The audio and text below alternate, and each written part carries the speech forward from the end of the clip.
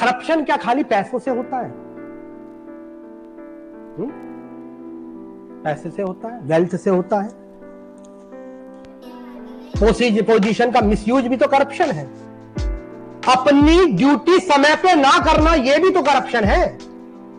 आपको नहीं लगता है कि किसी पर्सन की नॉन इंटीग्रिटी के कारण, केयरलेसनेस के कारण पूरा हाईवे धंस जाता है, स्कूल बस उसमें फंस जाती है। अगर उस स्कूल बस में बच्चे हो बहुत और पीछे से बहुत फास्ट कोई कार आ रही हो, हाईवे धंस जाते हैं, पुल के पुल टूट जाते हैं, ट्रेन के ट्रेन आपस में कोलाइड कर रही हैं। दुनिया में ट्रेन पटरी से उतरना अलग चीज होती है, ट्रेन आपस में they are having board homing with each other, आपस में ही कोलाइड कर रही है। होता है क्या दुनिया में ऐसा?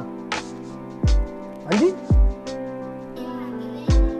ये करप्शन नहीं है। 300 लोगों का एक साथ मर जाना, carelessness, it is not the corruption. तो कुछ बिहेवियर है जो भी करप्शन कहलाते हैं। तो टॉपिक हमारा नेक्स्ट है behaviour that contribute to corruption, या behaviour that harms the public interest. वो बिहेवियर जिसके कारण सरकारी महकमे में, बेशक करप्शन हो पैसे का ना हो, करप्शन दिमाग का भी हो सकता है। करप्शन वो भी हो सकता है जिसके कारण, जिस केयरलेसनेस के कारण, जिस अच्छी स्टडी ना करने के कारण उत्तराखंड में आए दिन लैंडस्लाइड होती है, मड स्लाइड होती है, भूस्खलन हो जाता है, पूरा पूरा परिवार आपने देखा होगा नदी में समा जाता है। आपने ऐसे कैसे हाईवे बनाए, कितने पेड़ काट दिए, और पेड़ काटने से मिट्टी ढीली हो गई, मिट्टी ढीली हो गई तो वहां पर आप देखो कितने सारी आपदा आने लगी। ये करप्शन नहीं है। पूरा पूरा जंगल काट देना, is it not the corruption? तो टॉपिक है behaviour that harms the public interest. तो क्या क्या है? सबसे पहले लिथार्जी, इनएफिशिएंसी ड्यूटी में दिखाना कि आपको यह काम करना था, 6-6 साल तक काम नहीं हुआ। यह करप्शन नहीं है क्या? बुढ़िया अम्मा का पेंशन आनी थी, 6 महीने से तुम्हारे लिए तो वो कागज है, किसी और के लिए वो घर चलाने का जरिया है। 6 महीने आप उस पर बैठे रहे, उस अम्मा ने कैसे घर चलाया होगा?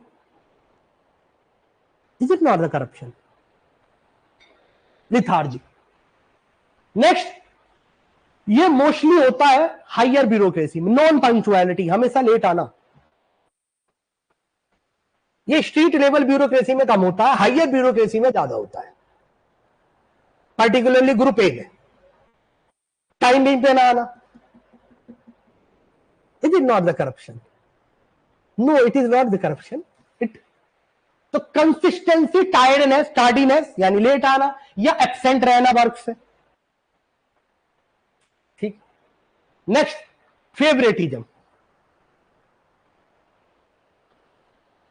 पक्षपात। फेवरेटिज्म, पक्षपात करना। आपने सुना होगा कितनी बार कोई पॉलिटिकल पार्टी आती है, और ये एक कॉमन नॉर्म है हमारी सोसाइटी में, क्योंकि हमारी सोसाइटी जो है religious as well as caste ridden है ना।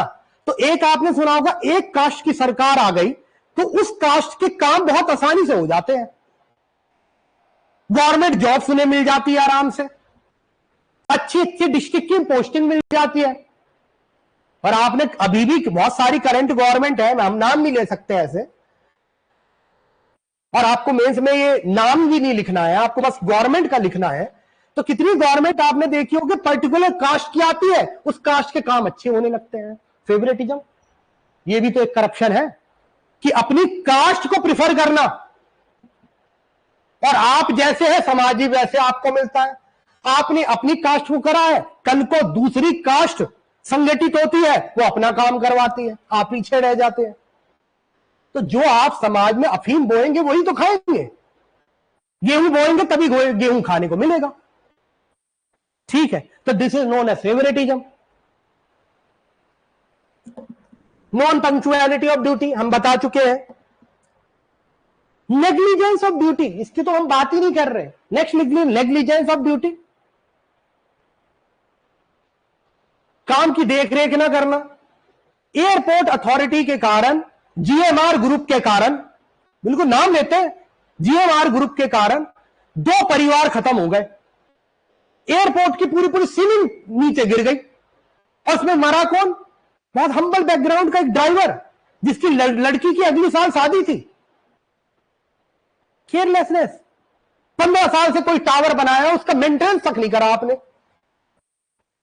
और ऐसा तो है नहीं एयरपोर्ट अथॉरिटी ऑफ इंडिया या जीएमआर पैसा नहीं कमा रही है एयरपोर्ट से। One of the busiest airport में आता है इंदिरा गांधी एयरपोर्ट। ऐसा तो है नहीं आप पैसा नहीं कमा रहे उससे। केयरलेसनेस। आपके लिए एक जान हो सकती है, आपके लिए एक न्यूज हो सकती है, किसी के लिए परिवार था वो।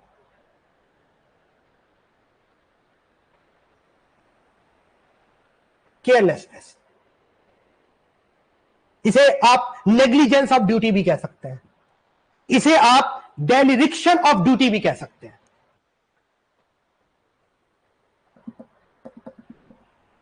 Next, subjective interpretation of public office, ये भी लिख लीजिए आप चाहे। Subjective interpretation of public office, इसका क्या मतलब है? जैसे मैंने आपको एनकाउंटर का एग्जांपल लिया शुरुआत में। कोई अपराधी बार बार कोर्ट से बेल ले रहा है, पुलिस वाला परेशान, इसे बार बार छोड़ता हूं, क्राइम करता है, जेल से क्राइम को सिंडिकेट ऑपरेट कर रहा है, गोली मारो। The power flows from the barrel of the gun. डर होगा तो पुश्ते भी क्राइम नहीं करेंगी, नहीं, उसे गोली मार दिया, एनकाउंटर कर दिया। तो ये सब्जेक्टिव इंटरप्रिटेशन है पब्लिक इंटरेस्ट का। उसे ऐसा लग रहा है मैं समाज के लिए काम कर रहा हूं, लेकिन इन द लॉन्ग रन वो समाज के लिए अच्छा काम नहीं कर रहा है। उसने जब कानून हाथ में लिया है तो जुडिशरी का मजाक बनाया है। वो हमारे संविधान उस लॉ के अगेंस्ट गया है। उसने भारत की न्याय व्यवस्था पे सवाल उठाया है और हमारे समाज के सामाजिक होने पर सवाल उठाया है। तो subjective interpretation of public interest, वो सच में पब्लिक इंटरेस्ट सर्व कर रहा है या नहीं, ये भी करप्शन है। वो सब्जेक्टिव ऐसे सोच रहा है, जरूर थोड़ी ना ऐसा है। लॉन्ग रन में तो समाज का नुकसान ही कर रहा है। इसी जगह आप मान लो कि वो अपराधी ना हो जिसने उसे एनकाउंटर में गोली मारी है, क्या पता जोली एलएलबी की तरह किसी को फंसाया जा रहा हो। और हां, ऐसा है बात, ऐसा भी तो हो सकता है। न्याय प्रणाली क्यों है, क्यों एविडेंस में फैसला सुनाए जाते हैं? तो न्याय का कोई मतलब ही नहीं है। फेवरेटिज्म नेपोटिज्म की हम बात कर ही चुके हैं कि कैसे करप्शन फेवरेटिज्म और नेपोटिज्म को बढ़ावा देता है। फेवरेटिज्म मतलब पक्षपात, नेपोटिज्म मतलब परिवारवाद, कि अपने परिवार के ही लोग सारे मंत्री बना रखे हैं और कह रहा मेरा परिवार आएगा तो इसे बता लो पार्टी का सेक्रेटरी बना दो, इसे पार्टी का महाअध्यक्ष बना दो, जिला अध्यक्ष बना दो, खुद ही नाम रख लेता है बड़े बड़े, भोकाल वाले कार पे लिख के भी चलता है। परिवारवाद, ठीक है। सबसे नेक्स्ट, आपको कम्युनलाइजेशन यानी सांप्रदायिकता को बढ़ावा देना, जातिवाद को बढ़ावा देना, मॉब लिंचिंग को बढ़ावा देना। मॉब लिंचिंग समझते हो ना, घेर के किसी इनोसेंट या किसी भी आदमी को घेर को पब्लिक द्वारा मार देना, मॉब लिंचिंग। अब तो 7 साल की जेल है नए कानून में। रीजनल बायस, कि ये किसी और एरिया से आया है ना, होता है ना आपके ही किसी और एरिया से आए हैं। तो अगर मान लो आप किसी और गांव के थे और किसी और गांव में चले गए, मान लो 10 किलोमीटर दूर दूसरा गांव है, तब भी आपको पूरी जिंदगी यही कहेगा दूसरे गांव से आया है। जैसे इस बार की पॉलिटिक्स में हुआ, एक जगह यह कहा गया कि जो गुड़गांव का अपोजिशन का एमपी है वो किसी और जगह से आया, यहां का तो है ही नहीं। और इससे क्या फर्क पड़ता है? एमपी का काम तो हमारी कॉन्स्टिट्यूएंसी की बात रखना है, चाहे वो कहीं से भी हो। लेकिन ये कहा जाता है regionalism, biasness, nepotism, favouritism, communalism, casteism, ये भी तो करप्शन है। नहीं, ये भी तो बिहेवियर गलत है, ये भी तो पब्लिक गुड जो है, पब्लिक जो इंटरेस्ट है उसे हार्म करता है। नेक्स्ट, आप क्या क्या प्रॉब्लम्स हैं, इंप्लीकेशन क्या है, करप्शन होता है तो क्या प्रॉब्लम होती है, ऐसा भी तो आपको पूछना चाहिए। हम करप्शन भ्रष्टाचार का टॉपिक कर रहे हैं तो क्वेश्चन आपको यह पूछना चाहिए, what are the implication of corruption, यानी करप्शन के कारण क्या क्या नुकसान होते हैं, भ्रष्टाचार के कारण किसी समाज में क्या क्या नुकसान है। हम छोटे करप्शन तो अप्रिशिएट कर सकते हैं। अब करप्शन रियलाइज करिए कि स्पोर्ट्स में हुआ और कोई अच्छा प्लेयर जिसे ओलंपिक में हमारे लिए मेडल ला सकता था, उसका सिलेक्शन नहीं हुआ। समाज ने एक अच्छा, कितने अच्छे डॉक्टर खो दिए क्योंकि नीट में आपका करप्शन हो गया। और वो बच्चे जिनका दिल टूटा, जिन्होंने नीट की तैयारी छोड़ दी, समाज ने अच्छे डॉक्टर भी तो खो दिए। हम खाली ये सोच रहे हैं कि बस करप्शन, एक पेपर ही तो लीक हुआ है। हम ये नहीं कह रहे कि हमने वो अच्छे डॉक्टर भी खोए हैं जो समाज में कुछ चेंज ला सकते थे, समाज की प्रोडक्टिव कैपेसिटी बढ़ा सकते थे। तो करप्शन के क्या क्या इफेक्ट होते हैं, what are the implication of corruption, भ्रष्टाचार के कारण समाज में क्या क्या देखने को मिलता है। सबसे पहले सोशल, तो सोशल में अगर सोशल का मतलब सामाजिक स्तर पे देखें तो सामाजिक स्तर पे जिस समाज में जितना ज्यादा करप्शन होता है, हैव एंड हैव नॉट्स, यानी अमीर और गरीबी में डिफरेंस जो है उतना ज्यादा होता है, क्योंकि करप्शन के कारण अमीर और अमीर बनता है, गरीब और गरीब बनता है। आप अफ्रीका चले जाइए जो एक रिडंडेंट सोसाइटी है, कितनी अफ्रीकन कंट्री, उसमें आप देखिए जो वहां के जो फ्यूडल लॉर्ड है वो सोने की घड़ी पहनता है, चश्मा पहनता है, अलग तरह के रोल्स रॉयस में चलता है, और गरीबी इतनी गरीबी है कि फूड एंड एग्रीकल्चर ऑर्गेनाइजेशन को खाना पहुंचाना पड़ता है। मैम अफ्रीका,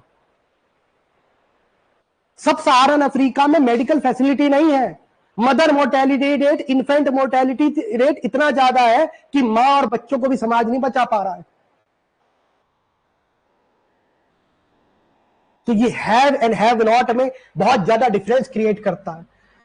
जो समाज जितना ज्यादा करप्ट है उसमें जो रिची रिच है, रिची रिच, वो और ज्यादा उस करप्शन का मिसयूज करता है, मिसयूज करके और ज्यादा धन अर्जित करता है और ज्यादा भौतिकवाद की तरफ ले जाता है। और जो आम इंसान है, जो गरीब है, वो और ज्यादा गरीबी में चला जाता है। उस सोसाइटी में अनरेस्ट होता है। जैसे अफ्रीका में क्यों बागर बिल्लों की तरह लड़ रहे हैं, किसी को नहीं पता। अफ्रीका में बस लड़ रहे हैं। पूरे सब सहारन अफ्रीका साहेल बेल्ट में देख लीजिए, कहीं मिलिट्री को डेटाट हो जाता है, मिलिट्री ओवरथ्रो कर देती है गवर्नमेंट को, कहीं हुट्सी एंड टुट्सी ट्राइब लड़ रहे हैं आपस में, खामोखा। कोई रीजन नहीं है मैडम, कोई लॉजिक नहीं है, क्यों लड़ रहे हैं पूछो उनसे। कोई कॉमन सेंस है? No common sense at all. They are just fighting. Question why they are fighting, they don't know. Main reason है करप्शन। इतना ज्यादा करप्ट सोसाइटी कोई होगी तो वो सिविलाइज्ड हो ही नहीं सकती है, और सिविलाइज्ड नहीं हो सकती है तो वहां पर हमेशा लॉ एंड ऑर्डर की प्रॉब्लम रहेगी। कितने बड़े बड़े स्काई स्कैपर्स प्रीमियम फ्लैट बना लीजिए आप, बगल के अगर मोहल्ले में बेरोजगारी है, गरीबी है, अशिक्षा है, कभी भी आप सोसाइटी में लॉ एंड ऑर्डर मेंटेन नहीं कर सकते। इसका परफेक्ट एग्जांपल है दिल्ली की कितनी जगह आप देख लीजिए जो डेवलप होने के बाद भी डेवलप नहीं हो पाई, आज भी डेवलप नहीं हो पाई, बिकॉज ऑफ एक्सेसिव करप्शन। समाज का सोशल फैब्रिक खत्म हो जाता है।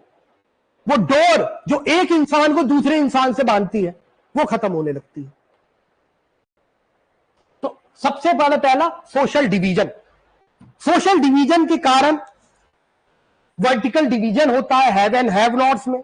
साथ के साथ कुछ लोग ही ऊपर पहुंच पाते हैं, कुछ ही लोग जो ऊपर रहते हैं वो परमानेंट ऊपर रहते हैं। ये समाज कभी राइज थ्रू द रैंक्स भी प्रमोट नहीं करता। राइज थ्रू द रैंक्स मतलब कि आप अपने लेवल से ऊपर उठ सके। क्यों अमेरिका को लैंड ऑफ अपॉर्चुनिटी कहा जाता है? कोई लड़का 12th पास है, वो इतनी बड़ी कंपनी बना देता है, मेटा। क्यों? Society rise through the ranks promote करती है। करप्शन उस लेवल का नहीं है जितना लेवल हम देखते हैं और कंट्री, अफ्रीका में देखते हैं। क्यों अफ्रीका में मार्क जकरबर्ग पैदा नहीं हो रहे? ये रीजन है।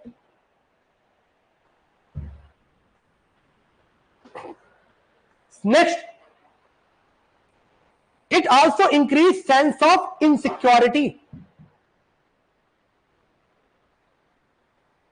जब करप्शन किसी समाज में ज्यादा होता है और एक जनरल साइकी बन जाती है कि सरकारी ओहदा तो, सरकारी डिपार्टमेंट तो करप्ट है, अब लोग सरकारी महकमे पे, सरकारी ओहदे पे विश्वास करना छोड़ देते हैं।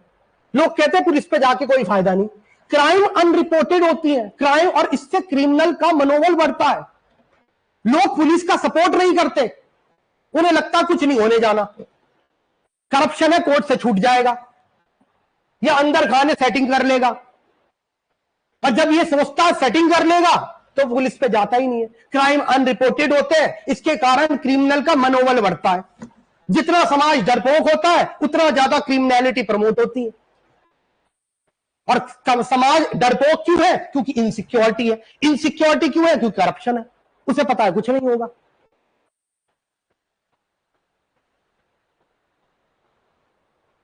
This is the problem. Next, collusive corruption जो होता है, यानी हैंड इन हैंड जो करप्शन है, सरकारी ओहदे के साथ जो प्राइवेट आदमी या प्राइवेट कंपनी जो करप्शन करती है, उससे आम जिंदगी की भी लाइफ एंडेंजर होती है। कभी पुल गिर जाता है, कभी ट्रेन आपस में कोलाइड कर रही है, कभी नीट के पेपर लीक हो रहे हैं, कभी जो स्पोर्ट्स प्लेयर है उसको अपना ड्यू शेयर नहीं मिल रहा, कभी देखा होगा सरकारी ओहदे पे लगाने के लिए आप पे कितने लोग आ रहे हैं, कितने पैसे तो लगा देंगे। और सबसे बड़ी बात, जो आदमी जितना खर्चा करेगा निकालने की भी सोचेगा। अब क्यों करप्शन है? आप आज अगर पॉलिटिक्स की बात करो तो पॉलिटिक्स में बड़ी मनी पावर इन्वॉल्व है। बेशक इलेक्शन कमीशन ने इलेक्शन एक्सपेंसेस, यानी इलेक्शन में जो कितना खर्चा होगा उस पर बेटा रोक लगा रखी है, लेकिन वो रोक मानता कौन है? आम इलेक्टर, यानी जो एमएलए एमपी है, वो तो अपनी इलेक्शन के एक्सपेंस पे लिमिट लगा के दिखा रहा है इलेक्शन कमीशन को, लेकिन पार्टी के बेसिस पे तो वो एक्सपेंडिचर कर रहा है, खर्चा कर रहा है, दिखा रहा पार्टी कर रही है मेरे लिए, पोस्टर लगा रही है हैप्पी दिवाली भाई और बहनों, पार्टी के बेसिस पे कर रहा है वो। और जब वो पैसा लगा रहा है, 5 करोड़ रुपए लगा रहा है, जबकि लिमिट लाख में है, लिमिट लाख में है, लगा रहा करोड़ों, तो यही तो सोचेगा करोड़ निकालू कैसे? इन्वेस्टमेंट है। Politics is nowadays no more all welfare, it is investment.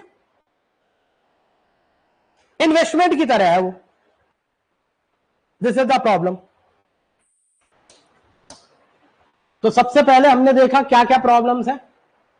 Social division, social division create करता है, इनसिक्योरिटी लाता है, एंडेंजर ऑफ लाइफ, कितने पुल गिर जाते हैं क्योंकि सिविल इंजीनियरिंग अच्छे से मैनेज नहीं करी वहां पर। कोई आए तो बता दें, तो सिविल इंजीनियरिंग मैनेज नहीं करी हमने। ये पॉइंटर पढ़ा दिया मैंने शायद, है ना। नेक्स्ट पॉइंटर पे चलते हैं। चलो, तो it endanger life. It endanger life का मतलब जब किसी समाज में करप्शन होता है तो वहां पर बहुत सारी ऐसे अपराध भी होते हैं, जैसे पुल गिरना। पुल गिरना भी तो एक अपराध है। अभी आपने एयरपोर्ट पे देखा है पूरा पूरा सीलिंग गिर गई, ये भी तो अपराध है, ये भी तो करप्शन है। तो इट ऑल्सो एंडेंजर लाइफ, और उस एंडेंजर ऑफ लाइफ में कोई भी हो सकता है, मैं भी हो सकता हूं, आप भी हो सकता है, कोई भी हो सकता है। जब एक की जान खतरे में तो सबकी जान खतरे में। और करप्ट सोसाइटी में यही प्रॉब्लम है। और पॉलिटिक्स ही ले लीजिए, पॉलिटिक्स एक इन्वेस्टमेंट हो गया है आज। इन्वेस्टमेंट करो और प्रॉफिट कमाओ। ये कोई वेलफेयर थोड़ी ना है। आज बहुत कम लोग, मैं ये नहीं कह रहा सारे लोग, बहुत कम लोग वेलफेयर के लिए आते हैं, बहुत कम लोग। Maximum it is now investment. और जब तक मनी और मसल पावर इन्वॉल्व रहेगी पॉलिटिक्स में, ये प्रॉब्लम रहेगी रहेगी। प्रॉब्लम ये है हम ग्राउंड के काम करने वालों को कम, एडवर्टाइजमेंट करने वालों को ज्यादा प्रमोट करते हैं। This is the reality. तो जिसका एडवर्टाइजमेंट है, जिसके बड़े बड़े पोस्टर लगे हुए हैं, उसे हम वोट देते हैं, ग्राउंड पे काम करने वाले को वोट नहीं देते। तो पॉलिटिक्स भी ऐसी है। चलिए next, erosion of social fabric. लोगों का एक दूसरे से विश्वास उठ जाता है जो सोसाइटी करप्ट होती है। जनरल डिस्ट्रस्ट होता है सोसाइटी में, जनरल मतभेद। हम लोगों पे शक करते हैं कि अगर मान लो किसी का कोई काम हो गया तो हमने यही कहा कि भाई करप्शन करा होगा तो ही हुआ। ये काम तो ऐसा नहीं होगा जब तक खिलाएंगे पिलाएंगे नहीं। तो जनरल डिस्ट्रस्ट, सरकारी ओहदों पे, सरकारी महकमों पे, डिपार्टमेंट पे हम विश्वास नहीं करते, कहते कोई फायदा नहीं है, जाकर तो पैसे देने पड़ेंगे। कितने लोग अपने न्याय के लिए कोर्ट नहीं जानते हैं, वो सोचते हैं कौन चक्कर लगाएगा कोर्ट के। और आपको लिटरली बताऊं, कितने एडवोकेट को मैं जानता हूं जो कहते हैं, कोई उन पे फरियादी आता है और पैसे वैसे कम होते हैं, उनसे कहते हैं भाई आउटसाइड सेटल कर ले, कोर्ट में तो चक्कर काटता रहेगा, जो जमीन है वो भी बिक जाएगी।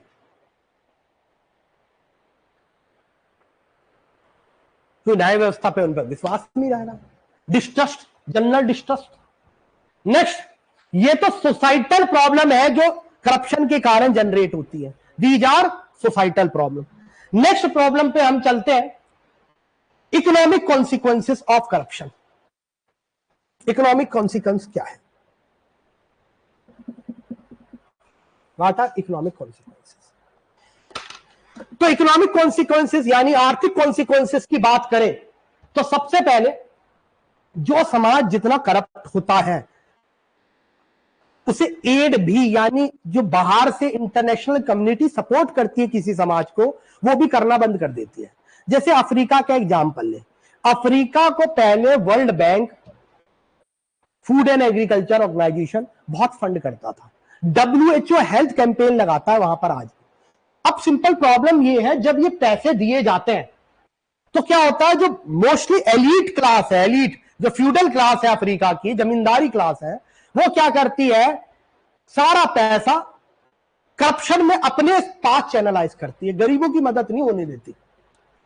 अब ये कंट्री जो वर्ल्ड बैंक पैसा देता है उसे भी दिखता है कि भाई हमारा जो पैसा है ग्राउंड पे तो कुछ हुआ ही नहीं है, तो they reduce the aid, foreign aid to this country. लोगों का बिजनेस में विश्वास नहीं होता, ब्रेन ड्रेन होता है। जिस समाज में जितना करप्शन, अब सिंपल सी बात है, कितने लोग आपको देखते होंगे जो फॉरेन कंट्री चले गए, आपके घर से ही होंगे, अगर वो एक बात इंडिया के बारे में बुरी पूछे तो वो आपको ये बताएंगे कि इंडिया में करप्शन बहुत है, यहां पर हर चीज में ग्रीस देना पड़ता है हाथ में तो जाके काम हो रहा है। ये मैं नहीं कह रहा, आप किसी भी अपने जो बाहर रह रहा हो उससे पूछिए, वो आपको यही बात बताएगा, यही कहेगा ना। तो ब्रेन ड्रेन, लोग जो अच्छे पढ़े लिखे होते हैं वो बाहर चले जाते हैं। आज कितने IITians, कितने IIMs के लड़के इंडिया में रुकते हैं, सब बाहर चले जाते हैं फॉरेन डिग्री लेकर, फॉरेन वो करने। जो नहीं भी जा पाता, लोन लेके मैडम जा रहा है बाहर कि वहीं पढ़ूंगा वहीं बच जाऊंगा, वापिस नहीं आऊंगा। अरे मंदिर में चढ़ावा चढ़ा रहा है वापिस ना आने के लिए, कह रहा वीजा लगवा दे एक बार।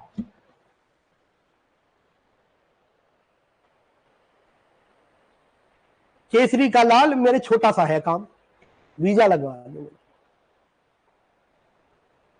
भगवान को इतना परेशान कर दिया वीजा के लिए। Brain drain, this is the problem. अच्छा दिमाग भागने लगता है।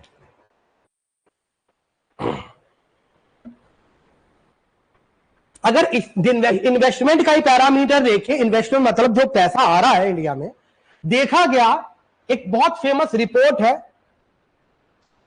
उसका कहना है कि कोई रिलेटिवली कम करप्ट कंट्री और कोई रिलेटिवली मतलब आपस में कंपैरिजन कर रहे हैं, रिलेटिवली ज्यादा करप्ट कंट्री, इन दोनों के करप्शन को मैच किया जाए तो जो रिलेटिवली कम करप्ट कंट्री है उसमें हर 1% करप्शन कम होने पर 10 से 12% का एक्स्ट्रा इन्वेस्टमेंट होता है। क्यों आप कहते हैं कि कुछ हमारे इंडिया के स्टेट है जहां इन्वेस्टमेंट नहीं आ पाया? कितने सारे इंजीनियर निकल रहे हैं बिहार से, क्यों वहां पर आईटी सेक्टर नहीं लगती? लगनी चाहिए। इंजीनियर कितने निकल रहे हैं, आईआईटी नीट ही करते रहते हैं और क्या करते हैं। तो जिस स्टेट में जिस जगह रिलेटिवली ज्यादा करप्शन होता है वहां इन्वेस्टमेंट भी कम होता है, इन्वेस्टर कॉन्फिडेंस गवर्नमेंट में कम होता है। This is also problem.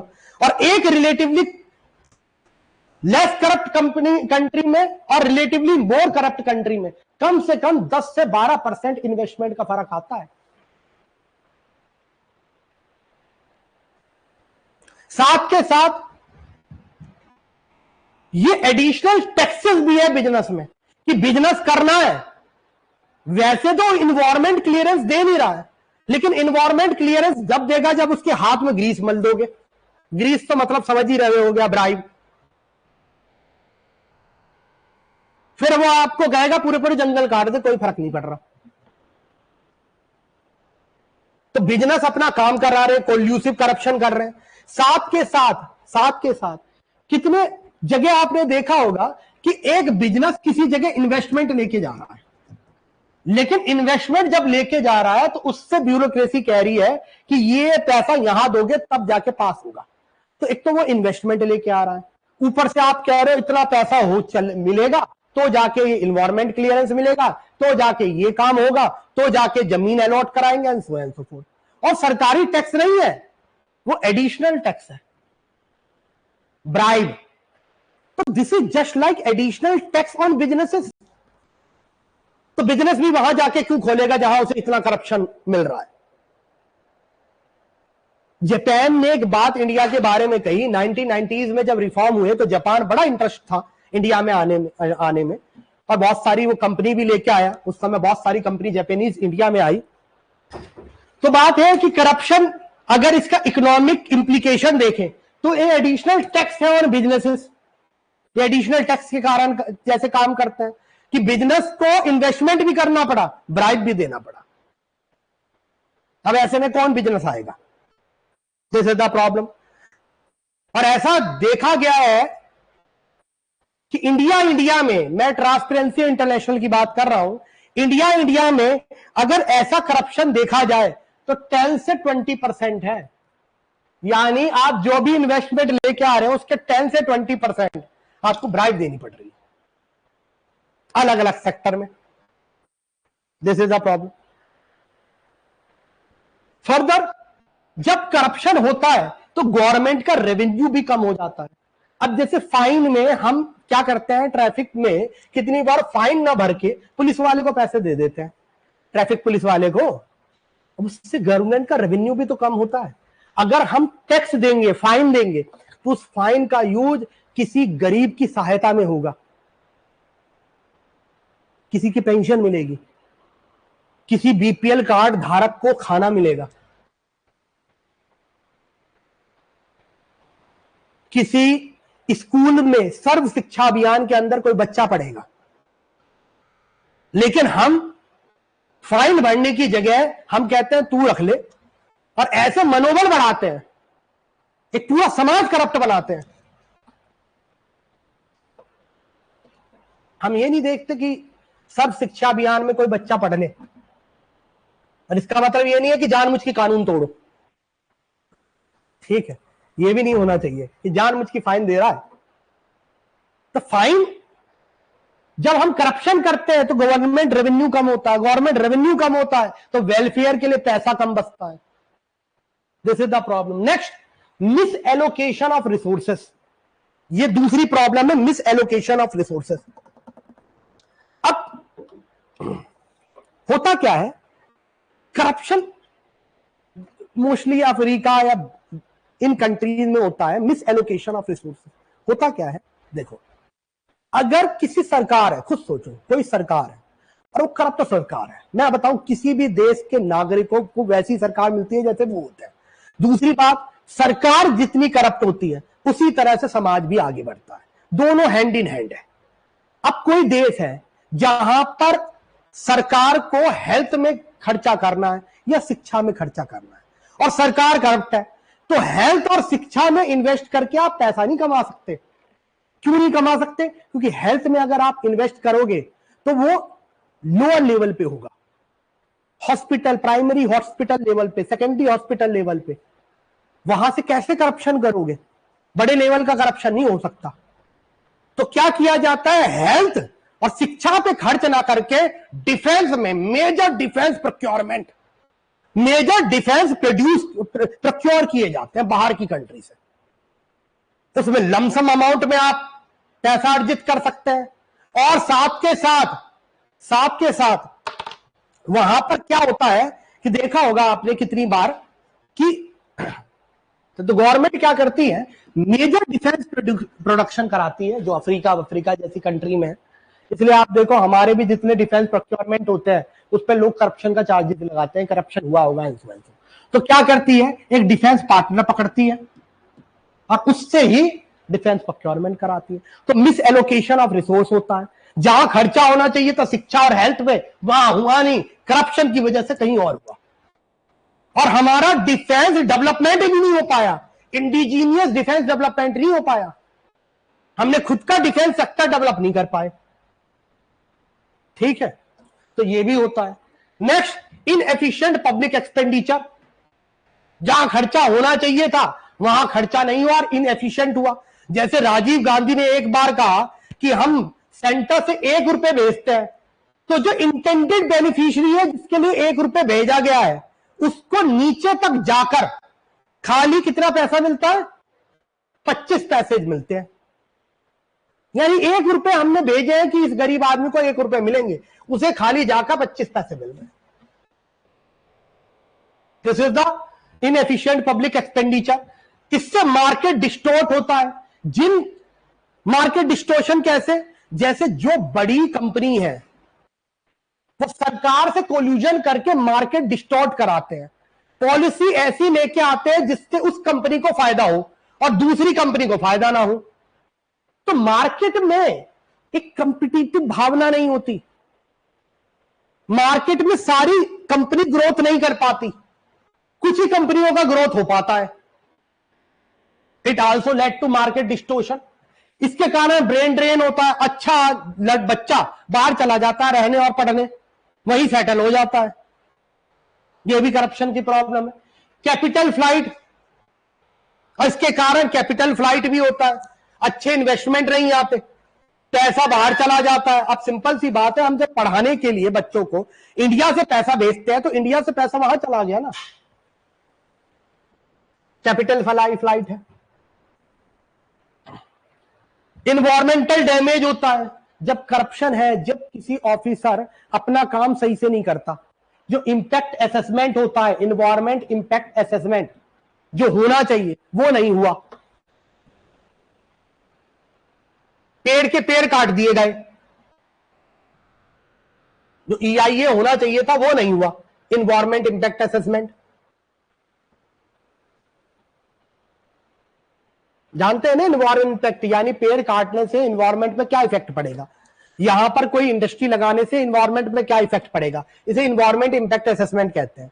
अब उसने पैसा लेकर प्रोजेक्ट पास कर दिया, इन्वायरमेंट डैमेज भी तो हुआ। अभी आपने देखा होगा कितनी बार छठ का महीना होता है तो कितना ईस्टर्न उत्तर प्रदेश, पूर्वांचल, भोजपुर और मैथिल आदमी जो है छठ मनाता है, और छठ में वो अर्घ देता है सूरज भगवान को, सुबह की भी और इवनिंग की भी, मॉर्निंग और इवनिंग दोनों की।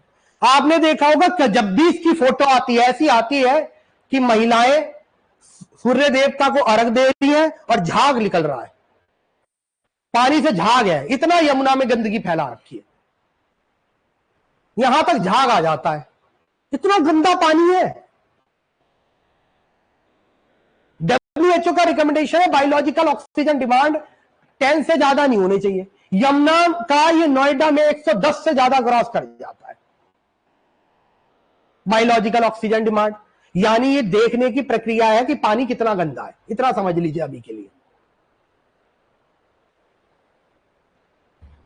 फर्दर, जो कंट्री करप्ट होती है उसे इंटरनेशनल ऑर्गेनाइजेशन ज्वाइन करने में भी बड़ी दिक्कत होती है ज्यादा। जैसे सोमालिया जैसी कंट्री करप्ट है, तो ये इंटरनेशनल ऑर्गेनाइजेशन, जैसे आपने सुना होगा वर्ल्ड पीस ऑर्गेनाइजेशन, G20 तो बहुत बड़ी बात है। वर्ल्ड ऑर्गेनाइजेशन ज्वाइन करने में भी दिक्कत होती है। वर्ल्ड में भी इज्जत उस देश की खराब होती है। जब ट्रांसपेरेंसी इंटरनेशनल इंडेक्स आता है, जिस also known as corruption perception index, तो लोग इस पे इन्वेस्टमेंट लेके आते हैं कि कोई कंट्री कितनी नॉन करप्ट है। जहां फेयर मार्केट है और ज्यादा करप्ट कंट्री में वो एफिशिएंसी भी कॉम्प्रोमाइज करती है, उसकी इंटरनेशनल इज्जत भी कम होती है। ये हमने इकोनॉमिक डायमेंशंस देखे। चले आगे। नेक्स्ट, पॉलिटिकल लीगल कॉन्सिक्वेंसेस में देखें तो सबसे बड़ी बात, इसके कारण जो पावर है पब्लिक सर्वेंट की वो बहुत इंक्रीज हो जाती है। किसी भी करप्ट सोसाइटी में माई बाप सरकार आती है। माई बाप सरकार, अंग्रेज गए, इतनी माई बाप सरकार तो तब भी नहीं थी। जो टॉप के ऑफिशियल थे वो इतने करप्ट नहीं थे। मैं आपको बता दूं एक बात, अंग्रेज अपनी इनकैपेबल हिस्ट्री के लिए, जब पर्टिकुलरली आफ्टर जो ईस्ट इंडिया कंपनी खत्म हुई, उसके बाद ब्रिटिशर्स जो आए, जो ऑफिसर्स आए, वो अच्छी क्वालिटी के आते थे, ऐसा नहीं है खराब क्वालिटी के आते थे। स्ट्रीट लेवल ब्यूरोक्रेसी वहां पर भी करप्ट थी, यहां पर भी अभी कुछ हद तक करप्ट है, इसमें कोई दो राय नहीं है। आज तक टॉप की ब्यूरोक्रेसी भी कुछ हद तक, मैं सारे नहीं कह रहा हूं, सारे तो कहीं भी करप्ट नहीं होते। समाज आगे तभी बढ़ता है जब उसमें कुछ अच्छे लोग हैं, वरना मार काट नहीं बढ़ जाएगी। अच्छे लोग हर जगह हैं। मैं आपको एक बात और बता दूं, पॉजिटिव एनर्जी होती है तभी निगेटिव है, ठीक। तो जहां करप्शन ज्यादा होता है वहां पब्लिक सर्वेंट की भी पावर बहुत ज्यादा बढ़ जाती है, माई बाप सरकार जन्म लेती है।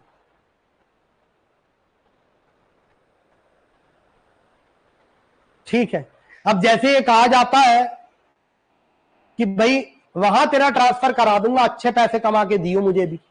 अब मंत्री का ही हाथ है, तो जब डिस्ट्रिक्ट में ट्रांसफर कराया गया है 50 लाख में, तो दवा के डिस्ट्रिक्ट को तो लूटेगा। The power increase like anything, और माई बाप भी है, डर नहीं है, मंत्री साहब का हाथ है। Next, role of money power. बात यह है जहां करप्शन ज्यादा होता है, डेमोक्रेटिक प्रिंसिपल इरोड करते हैं। जो हम प्रिंसिपल कहते हैं, हर किसी की समानता, इक्वालिटी, भाईचारा, फ्रेटर्निटी, लिबर्टी, आजादी, ये खत्म होती है। डेमोक्रेटिक प्रिंसिपल खत्म होता है। जैसे आज कितने हद तक हमारी एक बहुत बड़ी प्रॉब्लम है कि हम पॉलिटिक्स में इतना मनी और मसल पावर का यूज देख रहे हैं, और इस मनी और मसल पावर के यूज से प्रॉब्लम यह हो गई है कि आज पॉलिटिक्स कितने लोगों के लिए इन्वेस्टमेंट का तरीका है कि एक आदमी को वहां के बिजनेसमैन सपोर्ट करेंगे, वो एमएलए एमपी बनेगा, फिर उससे कमाएंगे। इन्वेस्टमेंट, इस पॉलिटिक्स से इन्वेस्टमेंट। और हमारा समाज जो भारत में 140 करोड़ लोग हैं, हम ऐसी पॉलिटिक्स को अप्रिशिएट कर सकते हैं जो ऐसे इन्वेस्टमेंट के तौर पे आए कि 5 करोड़ लगाए हैं तो 25 कमा के जाऊं, 5 साल में 5 गुना, 500% का इजाफा।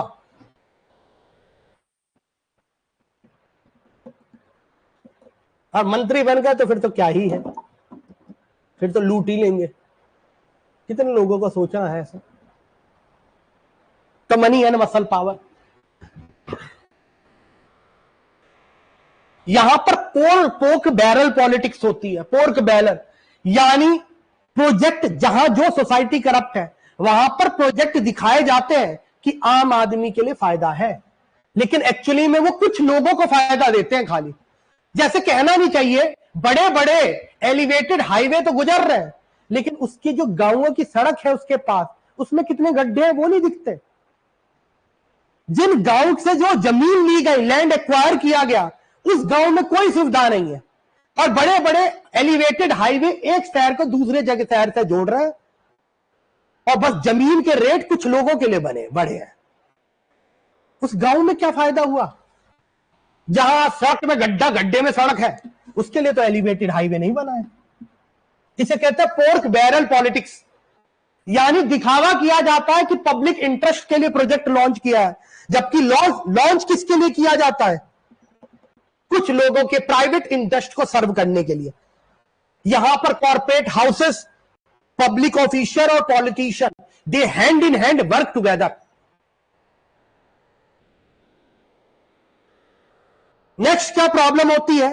यहां पर जब ऐसे समाज में जहां करप्शन बहुत ज्यादा है, जहां इनइक्वालिटी बहुत ज्यादा है, तो ऐसे लीडर्स का जन्म होता है जो एक्सट्रीम होते हैं।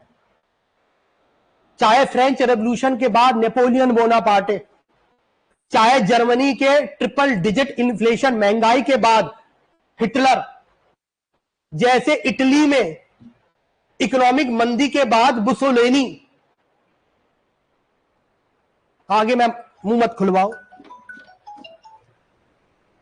तो ऐसी जगह एक्सट्रीम लीडर्स का जन्म होता है। वो एक्सट्रीम लीडर्स जीनोफीबिया यानी रेसिज्म, रंग भेद फैलाते हैं। ऐसे लीडर्स ये रेडिकल सॉल्यूशन देते हैं समाज को चेंज करने का, कहते हैं रातों रात लाइन में लग जाओ। ऐसे लीडर्स रेडिकल पॉपुलिज्म को बढ़ावा देते हैं, रेडिकल सॉल्यूशन आते हैं समाज में।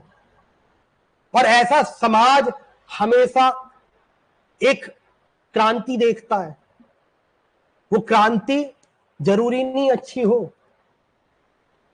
फ्रेंच रेवोल्यूशन ने इतना कोई चेंज नहीं करा, अल्टीमेटली डिक्टेटोरियल गवर्नमेंट को ही जन्म दिया, रेन ऑफ टेरर। नेपोलियन कोई इतना एनलाइटेंड पर्सन नहीं था, the brain child of French revolution. तो जहां ऐसी पॉलिटिक्स होती है वहां पॉलिटिकल एक्सट्रीमिज्म आता है। एक्सट्रीमिज्म, लिबर्टी खत्म होती है उस सोसाइटी की। नेक्स्ट, ये हमने पॉलिटिकल और लीगल कॉन्सिक्वेंसेस देखे। साथ के साथ रेडिकल टेंडेंसी आप देख सकते हैं, करप्शन जिस भी सोसाइटी में होता है रेडिकल टेंशन होती है। आज हम इंसर्जेंसी देखते हैं नॉर्थ ईस्ट इंडिया में, ये भी उसका मैनिफेस्टेशन है कि करप्शन जहां होता है इंसर्जेंसी आती है। जैसे एक्सट्रीम विचारधारा नक्सलिज्म, ये भी मैनिफेस्टेशन है उस चीज का, जहां बड़ी बड़ी इंडस्ट्री जाकर आदिवासियों और किसानों का जमीन पे कब्जा करती थी और उससे एक नक्सलिज्म निकला। वो नक्सलिज्म को गलत, वो सही नहीं है, मैं उसे सही नहीं ठहरा रहा। Naxalism is not at all a good solution, not at all a solution. ये तो गलत तरीका है और इसके कारण आपने पूरी विचारधारा को मार दिया। नक्सलिज्म विचारधारा ने एक समाजवाद साम्यवाद की विचारधारा को मारा है और उस विचारधारा को मानना नक्सलिज्म कहलाता है। तो ऐसे समाज में हमेशा रेडिकल टेंडेंसी जन्म लेती है। नेक्स्ट इंप्लीकेशन है सिक्योरिटी एंड इंटरनेशनल इंप्लीकेशन, यानी सिक्योरिटी पे क्या प्रॉब्लम आती है। हमारी जो व्यवस्था है सिक्योरिटी है, और साथ के साथ इंटरनेशनल यानी देश के दूसरे देश के सामने हमारी क्या प्रॉब्लम होती है करप्शन के कारण। तो सबसे पहले इट कॉम्प्रोमाइज नेशनल सिक्योरिटी, और आपने सुना भी होगा एक पर्सन थे जम्मू एंड कश्मीर में, डीएसपी थे, उनके कारण कितना जम्मू कश्मीर में टर्मोइल हुआ। कुछ दिन पहले की ही न्यूज है, नाम नहीं ले सकते ऐसे, आप न्यूज देख सकते हैं उनकी। तो जब समाज इतना करप्शन प्रमोट करेगा तो डिफेंस में भी करप्शन होगा, नेशनल सिक्योरिटी भी कॉम्प्रोमाइज होगी। इसलिए आपने देखा होगा आजकल कितने ऑफिसर्स हैं, सारे नहीं कितने ऑफिसर हैं जिन्हें आईएसआई हनी ट्रैप करती है ना, honey trap. This is the national security implication. साथ के साथ डिफेंस कॉन्ट्रैक्ट इशू, हमारा डिफेंस का इंडिजीनियस डिफेंस डेवलपमेंट नहीं हो पाता, यहां की कंपनी नहीं बढ़ पा रही है। हम हमेशा सोचते हैं बाहर से ही प्रोक्योर कर ले, चाहे राफेल हो, चाहे अगस्ता वेस्टलैंड हो, चाहे जितना भी डिफेंस प्रोक्योरमेंट हो, हम बाहर से ही करने की सोचते हैं। हम इंडिजीनियस डिफेंस डेवलपमेंट क्यों नहीं कर रहे? तो प्रॉब्लम यह है, डिफेंस कॉन्ट्रैक्ट इशू होते हैं, डिप्लोमेटिक टेंशंस होती है, डिप्लोमेटिक टेंशंस। जैसे डिप्लोमेटिक टेंशंस आप समझे, रशिया में एक लॉयर थे जिनका नाम था मैग्निट्स्की। उन्होंने रशिया में माफिया और करप्शन पे काफी लिखा। रशियन सरकार ने उन्हें प्रोसिक्यूट कर दिया और जेल में उनकी डेथ हो गई। यूएसए ने इस पे मैग्निट्स्की एक्ट पास किया और कहा हम किसी भी क्रॉस बॉर्डर क्राइम को बढ़ावा नहीं देंगे। और जो जितने लोगों का नाम मैग्निट्स्की ने बताया था उन सबको यूएसए से ब्लॉक किया जाएगा। तो यूएसए और रशिया के बीच में टेंशन और बढ़ गई। तो करप्शन ऐसे भी बढ़ावा होता है, जैसे हमारे यहां आर्म्स स्मगलिंग देखा होगा कितनी बार नेपाल से होती है। नेपाल के कुछ बॉर्डर एरिया पे करप्शन है तो आर्म्स स्मगलिंग होती है, ड्रग ट्रैफिकिंग होती है, ह्यूमन ट्रैफिकिंग होती है, इसलिए होती है करप्शन है। वरना अगर बॉर्डर सील है और बॉर्डर फोर्स है तो कैसे हो सकता है आर्म्स स्मगलिंग, कैसे हो सकता है ह्यूमन ट्रैफिकिंग? तो corruption is one of that major pointer जिसके बेसिस पे क्रॉस बॉर्डर टेररिज्म या ड्रग ट्रैफिकिंग, ह्यूमन ट्रैफिकिंग होती है। सारे नहीं करते लेकिन कुछ तो करते ही होंगे, तभी तो हो रही है। तो डिप्लोमेटिक टेंशन भी इससे खत्म होती है। तो they are some implication of corruption. वैसे अगर इंप्लीकेशन ऑफ करप्शन से देखें तो बहुत ज्यादा है। सोसाइटी का सोशल फैब्रिक तक खत्म हो जाता है। कोई सोसाइटी जब बहुत ज्यादा करप्ट होती है तो उस सोसाइटी का राइज थ्रू द रैंक्स ही मर जाता है, लोग राइज ही नहीं कर पाते। हैव नॉट के बीच में इतना डिफरेंस हो जाता है। तो अब इस क्लास को हम करप्शन की जो क्लास है इसे कर लेंगे। आपसे यह है कि करप्शन के ऊपर और भी इंप्लीकेशन आप लिखे, जितनी हमने इंप्लीकेशन लिखवाए वो तो बस ये है कि हमने आपको 70-80% लिखवाया, 20% आपको सोचना। कल हम आगे डिस्कस करेंगे कि करप्शन को क्या कैसे रोका जाए, लोग करप्शन क्यों करते हैं, क्या सोसाइटल प्रेशर है, क्या साइकोलॉजी है, क्या लीगल फ्रेमवर्क है हमारा, उन सब की हम बात करेंगे कल की क्लास।